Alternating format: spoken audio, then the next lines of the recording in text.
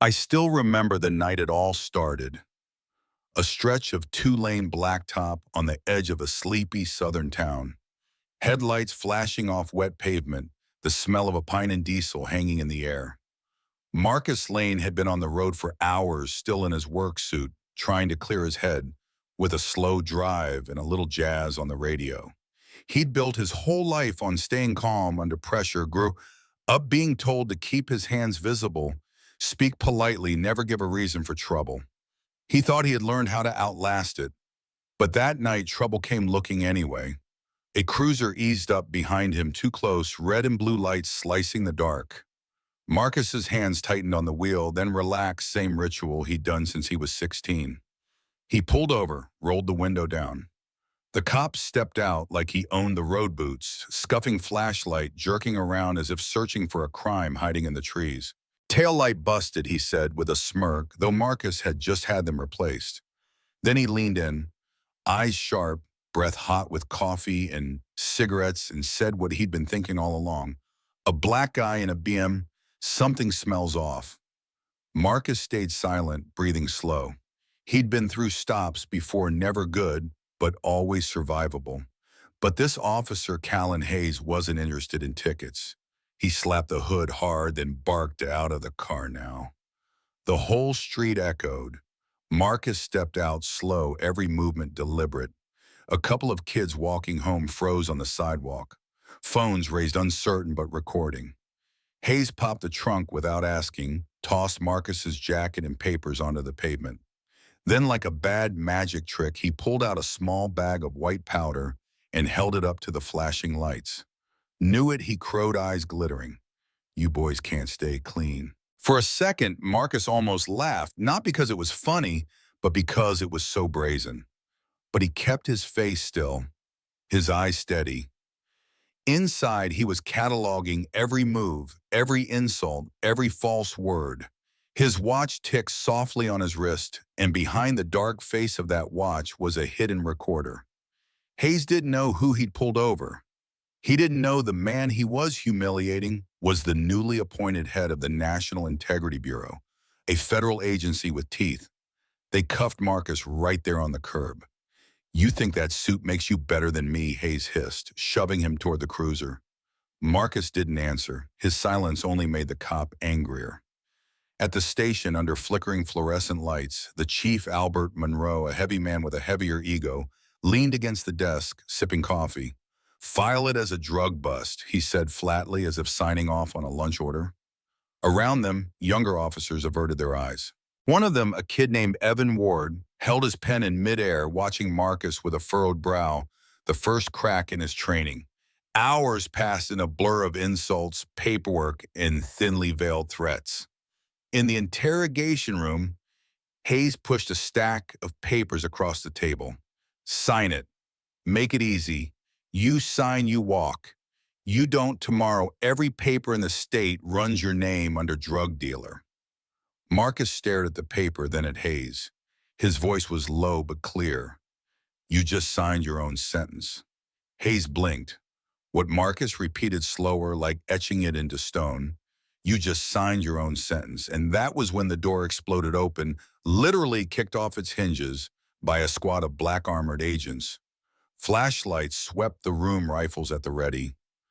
Federal agents, hands where we can see them. The noise swallowed Hayes's voice whole. One agent moved straight to Marcus, unlocking the cuffs.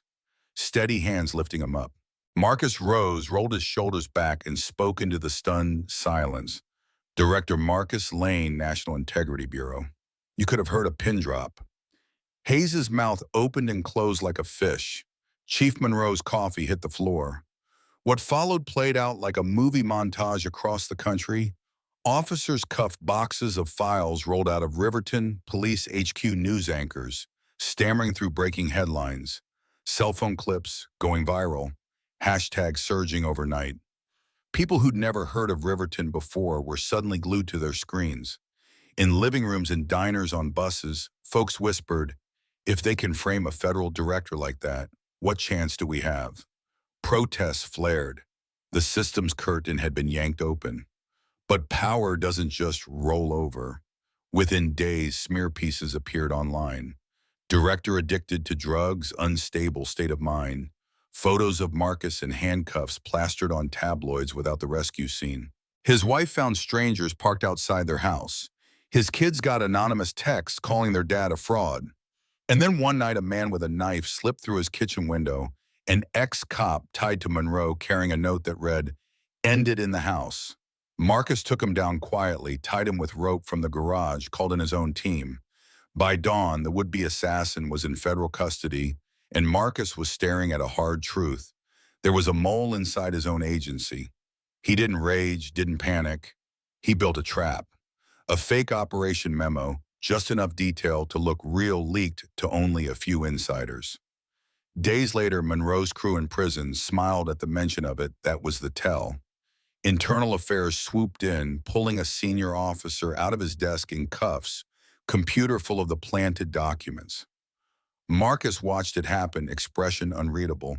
But inside, he marked the moment the network had been feeding off his agency, and now it was exposed. Meanwhile, Monroe and Hayes threw themselves a drunken party in a mansion outside town, bragging about planting bags easier than planting vegetables and laughing about stolen cars, extorted shop owners, crushed families. They didn't know a recording device hummed above them, every boast sent straight to a van down the street, where Marcus and his team listened in silence. One agent muttered, "They treat destroying lives like a sport."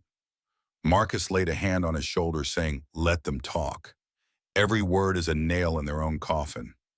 When Hayes tried to torch the evidence archive, a warehouse stacked with decades of false files, agents flooded in under floodlights, rifles raised. Hayes stood in gasoline up to his ankles, lighter shaking in his hand. "You destroyed everything," he roared at Marcus. Marcus stepped forward. "Voice even? You can burn this building to the ground, but the truth is already beyond your reach. The only thing you'll destroy now is yourself." The lighter flame sputtered, died, and agents slammed him to the floor. By sunrise, armored convoys rolled through Riverton, serving warrants on judges, city officials, and cops. In a downtown cafe, a gray-haired woman whispered, "My son died because of a planted bag. Maybe now he can rest." A man clenched his coffee mug so tight it rattled. I thought no one would ever stop them. Across the square, people began to clap, small at first, then swelling into a roar. Weeks later, standing on the courthouse steps, Marcus looked out at a sea of faces, elders with wet eyes, teenagers with fists raised, children on their parents' shoulders. He wore a plain gray suit, no tie. He didn't shout. He spoke like a man sharing a hard truth. "Even as director, I was treated as a criminal because of the color of my skin. If that can happen to me, think about what's been happening to ordinary folks for decades." For a beat, silence, then a rolling thunder of applause. "Justice belongs to everyone," they chanted. Marcus went on, voice steady but edged with fire. "From this day forward, we'll change asset forfeiture laws. We'll put cameras on every badge. We'll compensate those who were framed. We're not here to patch a hole, we're here to rebuild the foundation." Live streams carried it coast to coast. People posted from barbershops, classrooms, factories writing. Finally, someone saying it. A year later, Riverton barely looked the same. The mansion where Monroe had toasted his power was gone, replaced by a community center with a mural reading, "Justice belongs to all." The police HQ had new leadership, strict recruiting standards, and body cameras blinking on every shoulder. Children biked past without fear. Immigrant shop owners reopened. People greeted officers by name. Marcus drove through town quietly, no motorcade, no cameras. He passed the spot where Hayes had stopped him. That first night, a new sign stood there. "Safe neighborhood, equal protection." He smiled a small, private smile. But when police lights flashed behind him, just a routine broken taillight, this time his hands still went to the wheel instinctively. A young female officer approached, calm and respectful. "Sir, your rear light's out." No sarcasm, no menace. Marcus thanked her. "This time it's the law for real." She smiled back. "Drive safe." He saw the Latino man who'd lost his truck now driving a new one, waving at him. The Asian woman whose nail salon had been extorted, now greeting customers at a bright storefront. Kids who once flinched at sirens, now laughing on bikes. Marcus stepped out, taking it all in. An elderly man shook his hand and said softly, "We're still breathing because of you." Marcus did not reply. He didn't need to. The proof was in the air, in the warm streetlights, in the sound of children's laughter, where once there'd been fear. And yet, as he got back in his car, he knew the fight wasn't over. Power adapts. Corruption mutates. Maybe one day another Hayes would try again somewhere else. Maybe another town would be Riverton in disguise. He started the engine and whispered to himself, "Justice doesn't arrive overnight. But if you plant the right seed, it grows." Now it's your turn. If you were sitting in that car, cuffed and humiliated for something you didn't do, what would you do? If you've ever seen someone pushed to the edge like Marcus was, would you stay silent or speak up? Drop your thoughts below.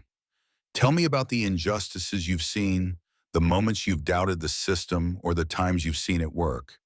Do you think a town can truly change? Or is Riverton just a rare miracle? Let's talk about it.